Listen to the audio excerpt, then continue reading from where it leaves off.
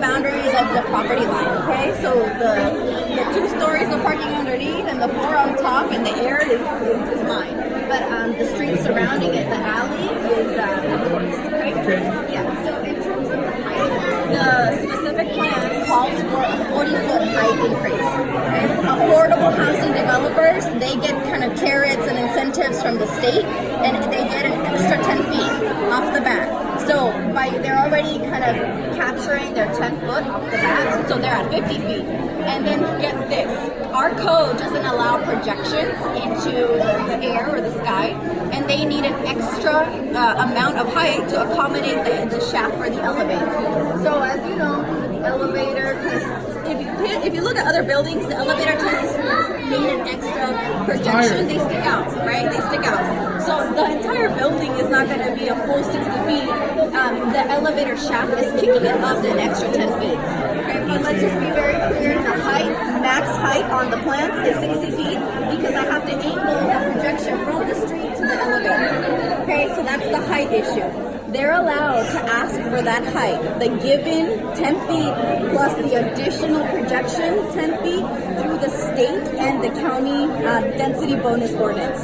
So the density bonus ordinance tells you by the number you can get incentives. I would call them carrots or incentives. They're not freebies. You know, some people are like, it's like a freebie, and I don't think it's a freebie because you have to set aside a number of affordable units in your project in order to get the incentives. And these guys they're 100% affordable. It's kind of, I'm not allowed via state law to deny an incentive to an 100% affordable developer. I work with a ton of developers. Some of them are only providing 5 affordable units and they're getting the same incentives, right?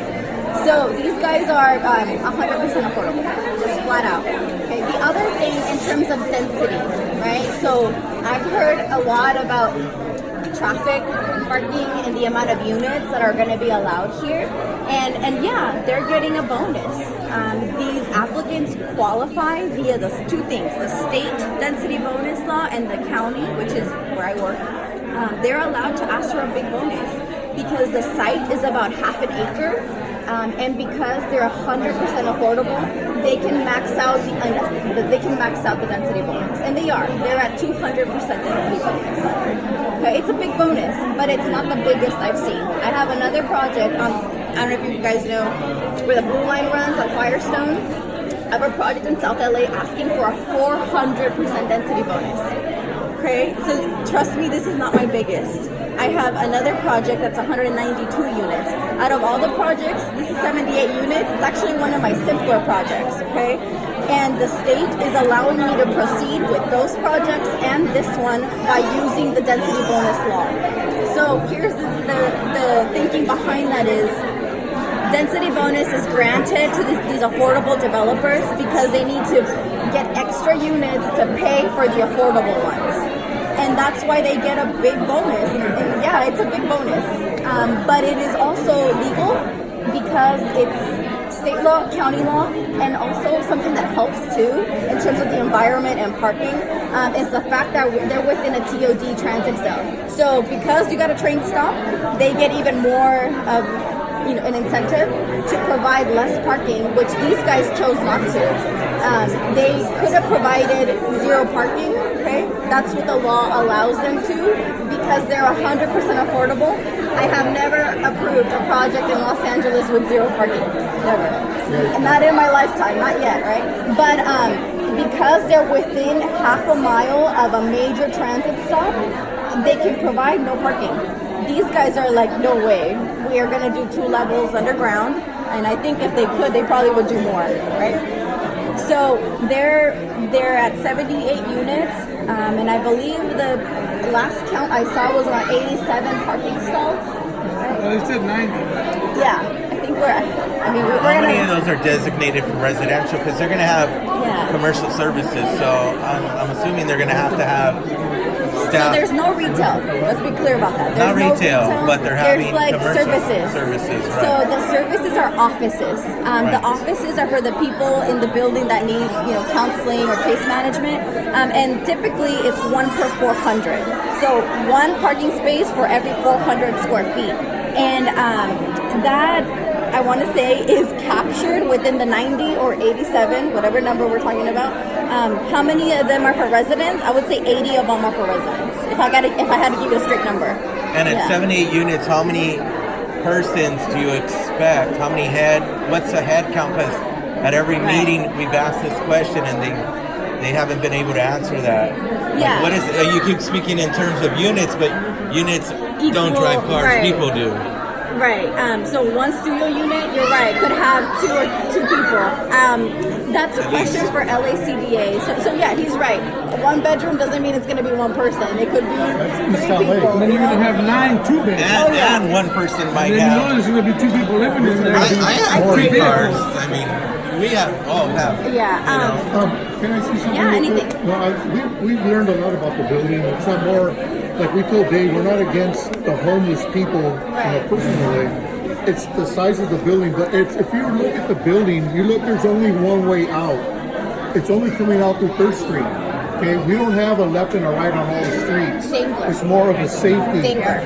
Dangler. Okay. Yeah, okay, but then the other streets, you got 4th Street there.